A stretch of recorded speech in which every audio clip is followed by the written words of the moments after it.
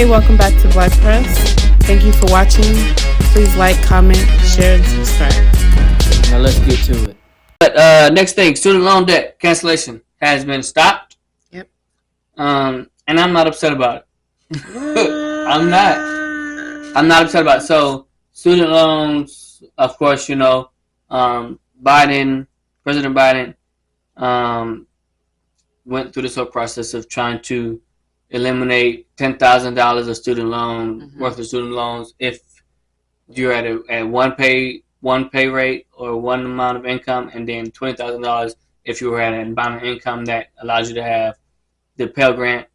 I think we talked about this before somewhere, but so it's been stopped. It's still on hold because the court systems have decided that it's not constitutional for the president to be able to do something like that. Yeah. And you think that's okay? Yeah. Why? Why? Yeah. I'm gonna tell you why. Go ahead. Because there is something that allows you to have your student debt paid off. Mm-hmm. And it's called. I know where you leading called raising your right hand and saying, "I state your name. Do solemnly swear to support and defend the Constitution of the United States of America." Everybody's not able to do that. So it's unfair to say bearing true faith and allegiance to the same. It's not and fair. To obey the orders of the president and the officers appointed over me. It is not fair. It's not fair. According to the Uniform Code of Military Justice. So help me God. It's not fair. So, if you say it's not fair, the GI Bill. Yeah. So for you to say that it's not fair for the GI for the people that actually do okay. Yes. It is. It's not. No, it's still not unfair. Why? Because you still made a choice. See, for people, there's like people that have childhood like illnesses. No. I'm saying you need to try. If you can't enlist into the military, then you need to have the military tell you that you can't enlist. But there's for me and Brown and Bush, if you don't know what the GI Bill is, it's where you sign up to the military and then you start in the process. It's a 12-month period. You pay like $100 as you're getting paid by the military, and then you have rights to full education of about 36 months, I think, of education that the government pays for you. It's called the GI Bill. So a lot of people that can't afford to go to school join the military so that they can receive this GI Bill that will pay for them to go to college. Yeah. So that, in essence, is them doing a service for the ability to be able to go to college for free school. The school is not giving it to you for free, but the country is for your service. Now, for people to not go to the military, not want to go to the military, not choose to go to the military, and even thinking about going to the military, to say, I should get my debt written off because it doesn't help me in my credit score when I'm trying to get a loan for a home. And I understand that. However, that's not the group I was talking about specifically. Right, and I'm going to get to it. Yeah. Okay, go ahead.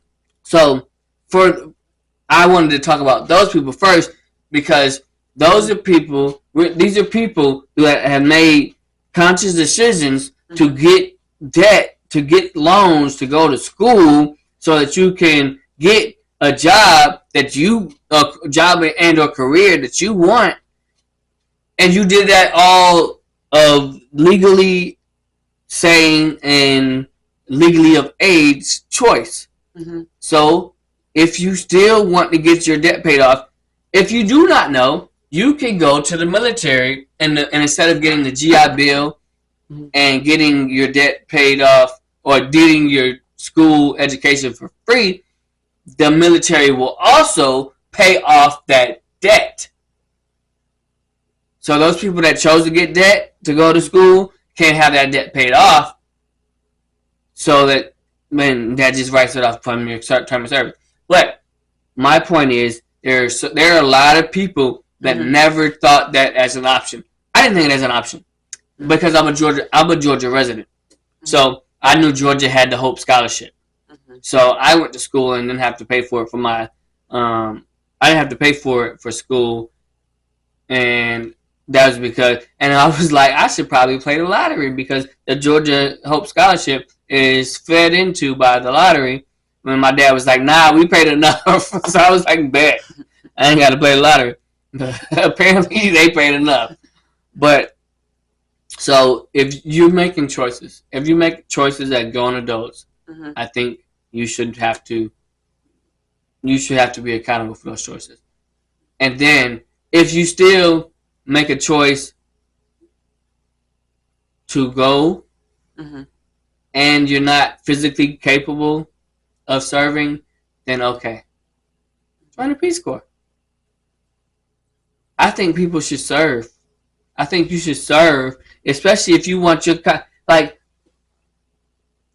This is what gets me. There's nobody in this country and probably this world that thinks they should get everything they want for free.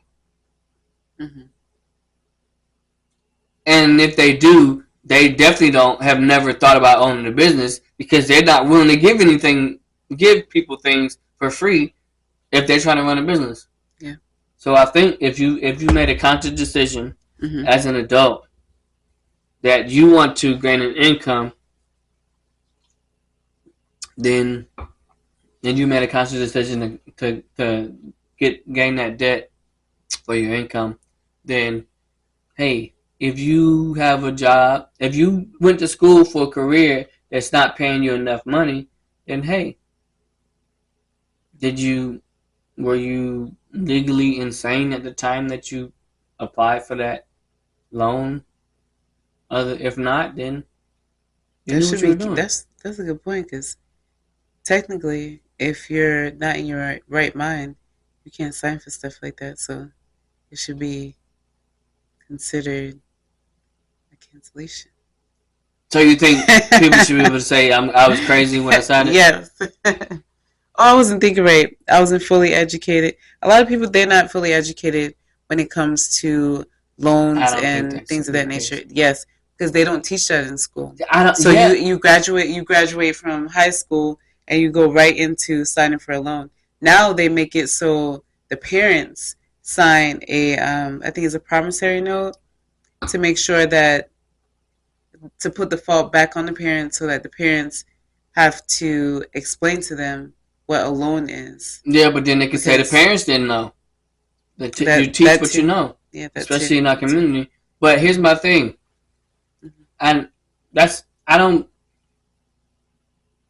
like giving us reasons to not be accountable.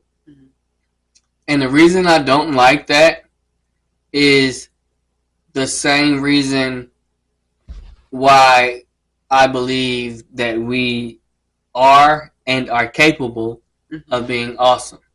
Yeah. Both of those cannot exist at the same time.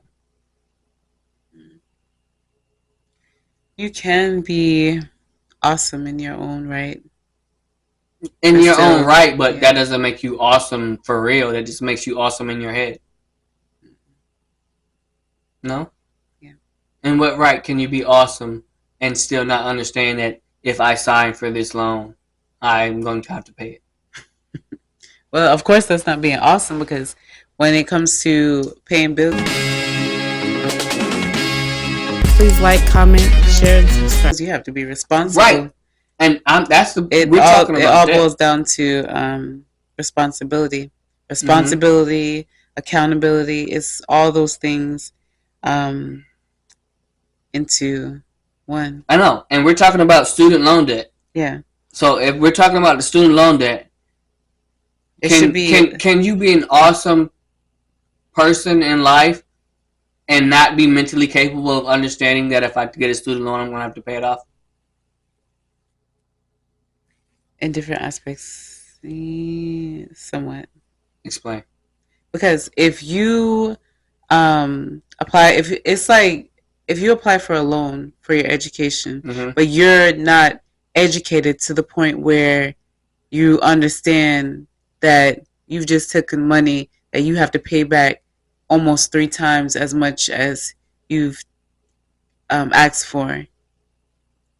How can you pay it off? How can you be how can you hold them at fault? This one subject is gonna get us deep. Yeah. This one subject is gonna get us deep because it depends on how fast you pay it off.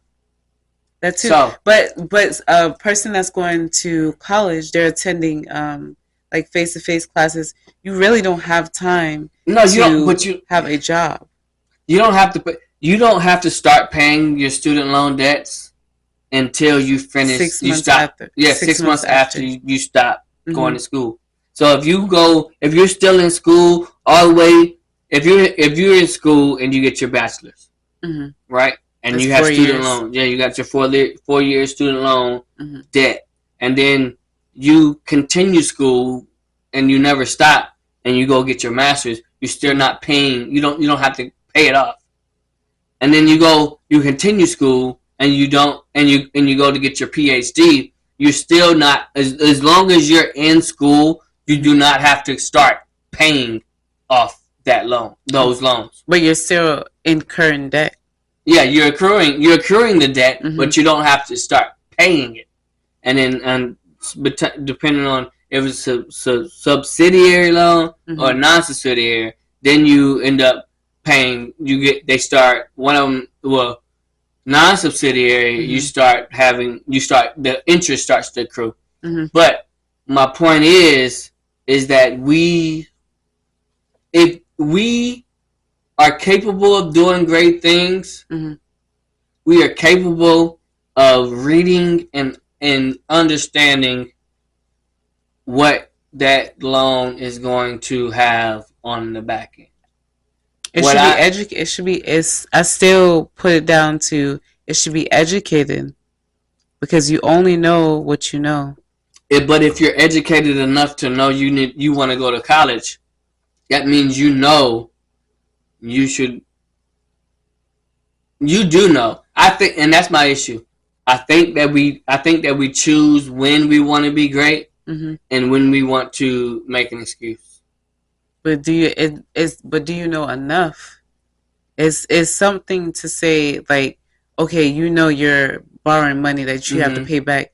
Yes, but you don't understand the stipulations and everything that comes with it. So you can't. So you're unable to buy a house. You're unable to buy a car until you pay these things back. Right. Not everybody understands what being in debt is. So do you think we're not capable of gaining that knowledge? You can gain it, but that's what I said. It should be pre-education. So it should be before. You should be educated. Yeah, it should be before. Yeah, you should be educated before you get that loan. There should be some type of like class instruction. There are forms that you have not to just read. Forms, because forms you can scroll down to the bottom of the thing and sign it. Whose fault is that? A lot of people do that. That's their and guess what? That are they forced to do that, or do they do that by choice? They do that by choice. That's my point. But actually teach somebody. Not a lot of people know what they're signing. People don't want to be taught. We don't want to be taught. It's a legal binding document. We don't want to be taught. It's a legal binding document. Yes, it is. Before any of that should come forth, it should be a class that is taught that even before the last senior year, before you graduate, you should be educated on. Oh, that's too late. Senior year of high school? Or college? Yeah, senior year of high school. I'm just saying, college, that's way too late. Well, they teach you home ec and all that stuff in school. Why not teach them? They put a lot of that up too. Yeah. Why not teach them about loans? What you do when you're buying your first car or house or stuff. They only teach you. You're in 12th grade learning arithmetic and I just really don't. Algebra and geometry. Can you take your geometry assignment and apply it to a loan and go buy a car or a house? You cannot. No. You But I just really think we give ourselves too many excuses to fail. Mm-hmm. That's my only issue. Like, okay, if because of the fact that we, in order to get a student loan, you have to read the documents and you have to say, I understand what I just read and I agree and I still want the student loan. Mm-hmm. I just really don't think that there is any need to argue past that point. Because I think that any point arguing past that is excusing us as black people to say that we're not capable of reading the document, understanding the document, and signing the document. And therefore, if that portion does not help us, then it's to say that we need additional stuff is to say that we're stupid. Not saying that black people are stupid or a certain group is stupid because they don't understand. I know you don't want to say that. No, but I'm saying that I believe that them to say that we need additional education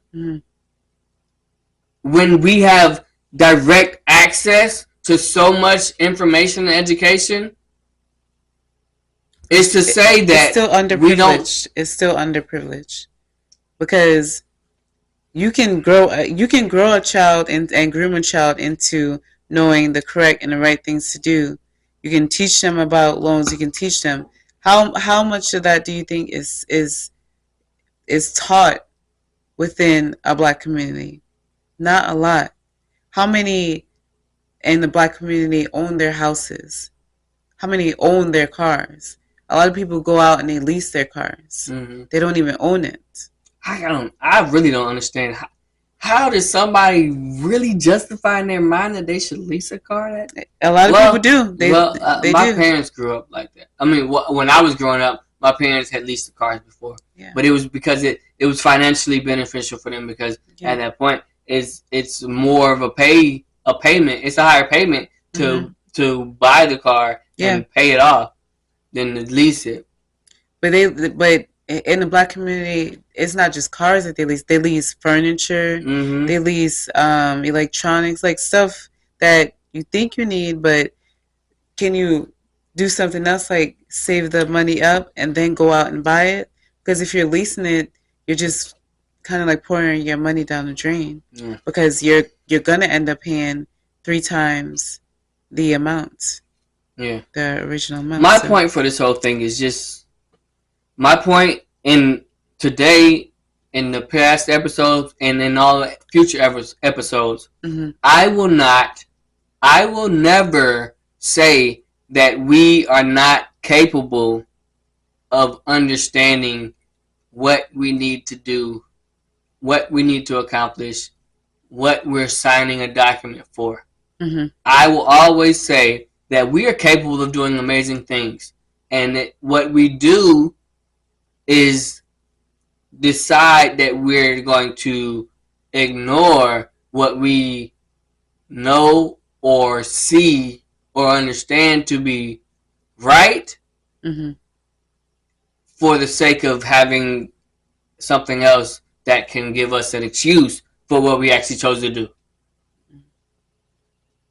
It's almost like you're saying black people have to try a little bit harder. No, we have to choose the right over we have to choose the hard right over the easy wrong. And we choose the easy wrong, and then we pick out everything inside of that word search that justifies why we chose the wrong. Well, we are agreeing to disagree on that. And we're moving on to the next topic. It's not the first time, it's not the last time.